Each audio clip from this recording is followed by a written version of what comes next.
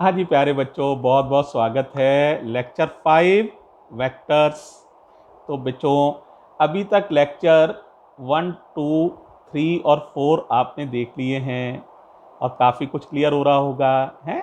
तो बेटे, addition of vectors हम सीख चुके हैं, ट्राइंगल लॉ भी, पैरेललोग्राम लॉ भी, सब्ट्रैक्शन ऑफ वेक्टर्स भी हम सीख चुके हैं और polygon law of addition of many vectors तक हम सीख चुके हैं। अब उसके आगे की बात आपको सीखती हैं, ध्यान से समझना।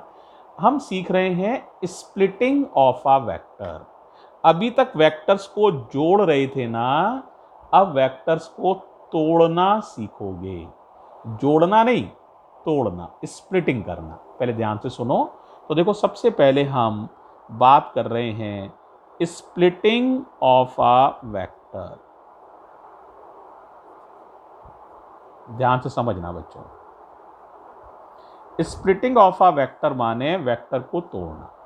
तो देखो, वेक्टर को तो छोड़ो, पहले सिंपल सी बात करते हैं। मैं तुमसे कहूं जरा 50 रुपये को तोड़ो, तो कितने मेथड हो सकते हैं? आंसर कई सारे मेथड हो सकते हैं। 50 रुपये को आप कई तरह से तोड़ सकते हैं। जैसे आप कर दें 40 + 10। क्या सही तोड़ा है? हाँ हाँ सही है। बस शर्त क्या है, इन दोनों को जोड़ें तो 50 आ जाना चाहिए।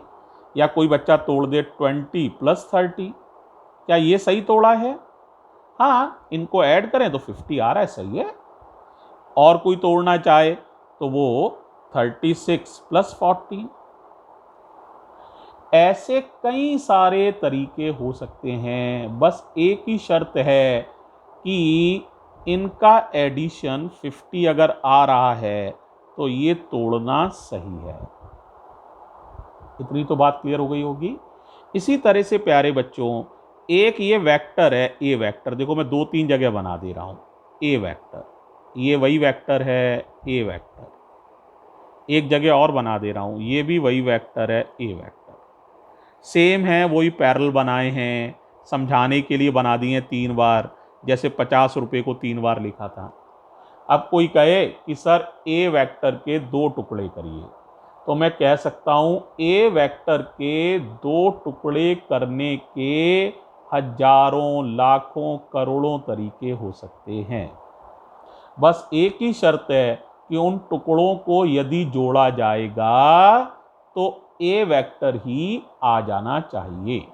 जैसे अब ट्राइंगल ऑफ एडिशन तुमने पढ़ा हुआ है, तुमने कहा एक तो सर ये टुकड़ा हो गया और एक ये टुकड़ा हो गया, तो एक टुकड़े का नाम हो गया A1 और एक टुकड़े का नाम हो गया A2। क्या ये सही है? ऑफ कोर्स सही है। आप ट्राइंगल लॉ से देखो, ये पहला वेक्टर हो गया, हेड पर टेल लगकर ये दूसरा वेक्टर हो गया और ये इनका रिजल्टेंट हो गया। तो ट्राइंगल लॉ से हम लिख सकते हैं A vector equals to A1 vector plus A2 vector. तो A1 और A2 के टर्म्स में ए वेक्टर को स्प्लिट किया जा सकता है। सरल शब्दों में ये समझ लो, ए वेक्टर को A1 vector plus A2 vector लिखा जा सकता है, या ए वेक्टर को A1 वेक्टर और A2 वेक्टर में तोड़ा जा सकता है। अब एक ही ट्राइंगल थोड़ी है यही बने। कोई कहे नहीं सर ऐसे नहीं मैं तोड़ूंगा, मैं तो A1 ये बनाऊंगा, ये है A1। क्या आपको कोई ऐतराज है? मैं कहूँगा नहीं भाई, मुझे तो कोई ऐतराज नहीं है। इसका नाम मान लो A1 की जगह हम नया नाम दे दे रहे हैं A3, क्योंकि ये A1 जितना लंबा नहीं है, A1 तो कम लंबा था, ये कुछ अलग लंबाई रख रहा है, तो मान लो इसका नाम A3 है। और ये मेरा सर A4 वेक्टर है।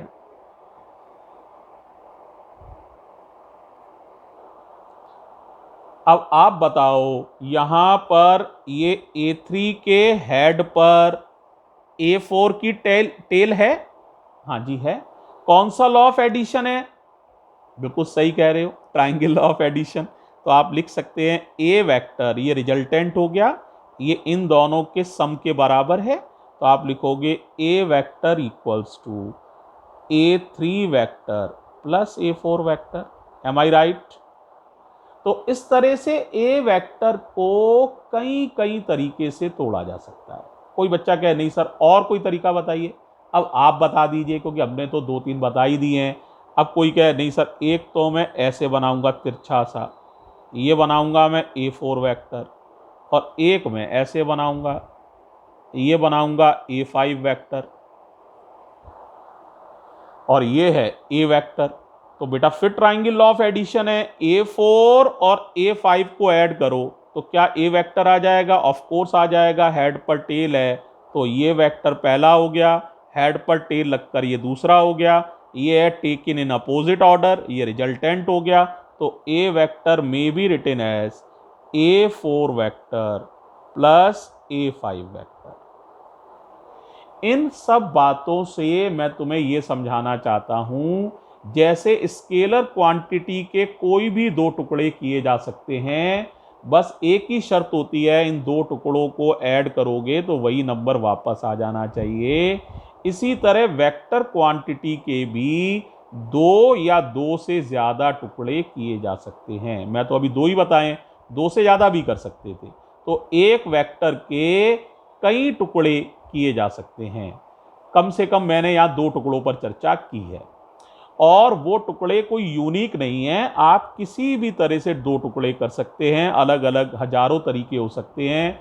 बस एक ही शर्त है कि उन दोनों वेक्टर्स का एडिशन अगर इसके बराबर है, तो इस तरह से हम ए वेक्टर को A1 और A2 में भी स्प्लिट कर सकते हैं, ए वेक्टर को हम A3 और A4 में भी स्प्लिट कर सकते हैं, ए वेक्टर को हम A4 और A5 में भी स्प्लिट कर सकते हैं, है ना, किसी भी तरह स्प्लिट कर सकते हैं।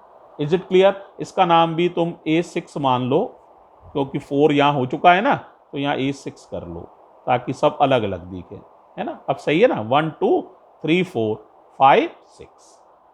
Is it okay? तो ये मैंने समझाया, एक वेक्टर को कई तरह से टुकड़ों में तोड़ा जा सकता है। अब बेटे फिजिक्स में इंपॉर्टेंट इससे भी अगली बात है, हम एक वेक्टर को दो ही टुकड़ों में तोड़ेंगे। कितने टुकड़ों में तोड़ेंगे? दो। और वो दो टुकड़े आपस में परपेंडिकुलर होंगे।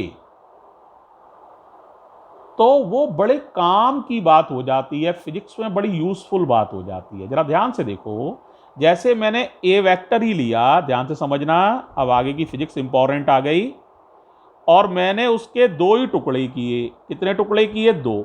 एक टुकड़ा ये किया इधर की तरफ, एक टुकड़ा इधर की तरफ। ए वेक्टर को बीच में रखना है, ध्यान रखना है।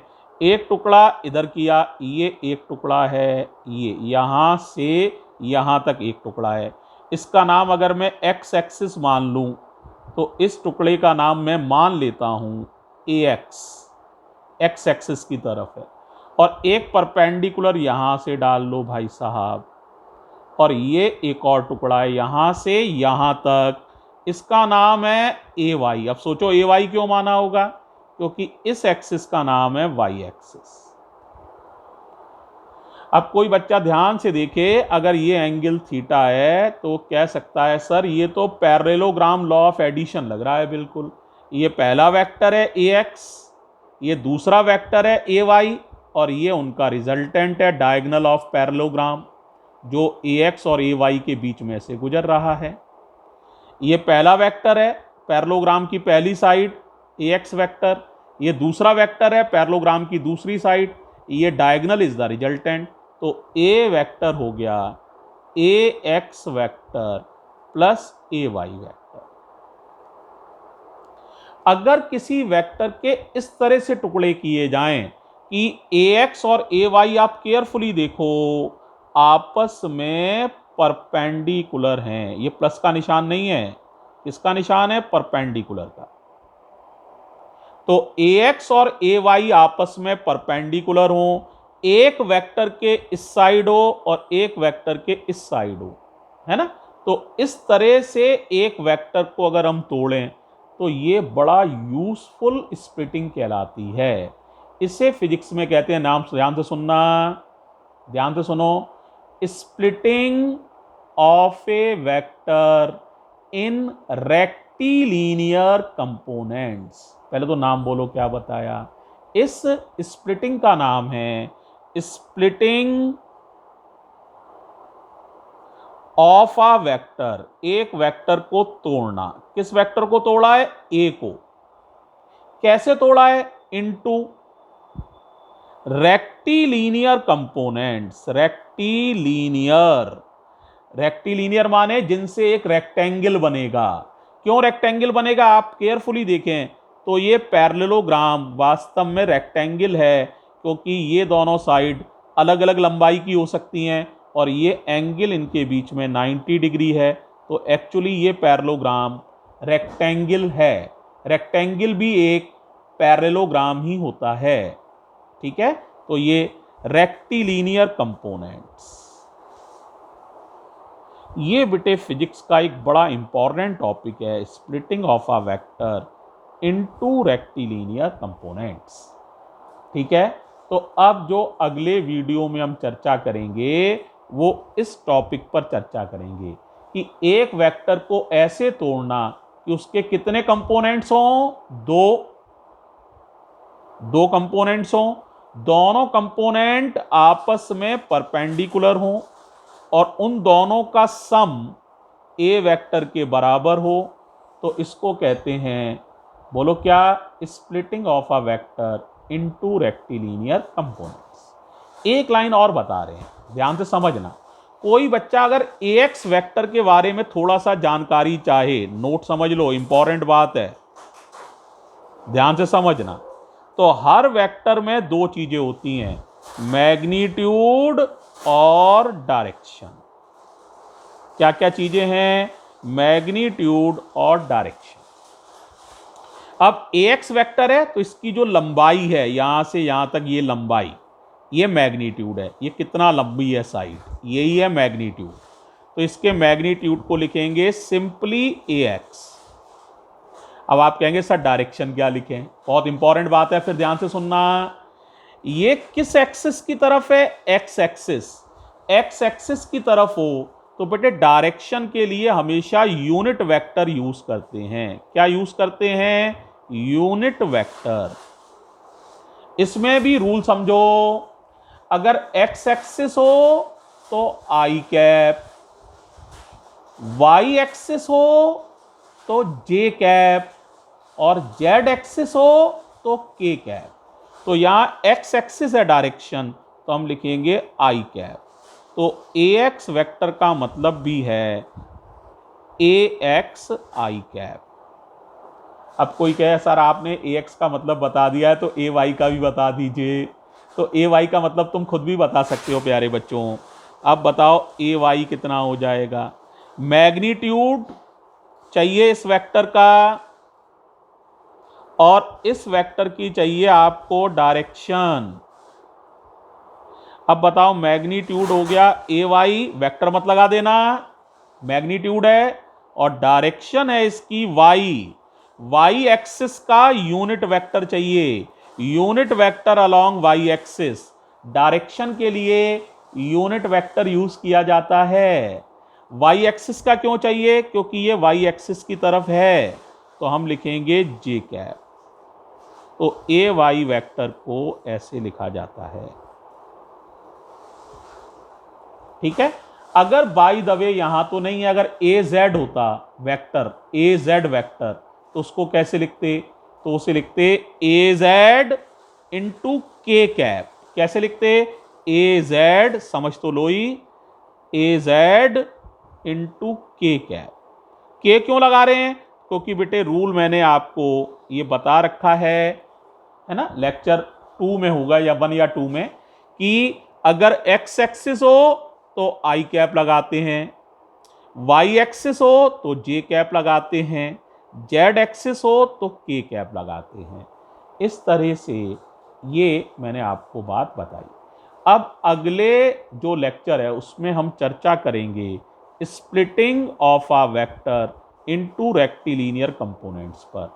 इस आर्टिकल पर अब हम फोकस करने वाले हैं। तो be very careful for the next lecture. Thank you बेटे।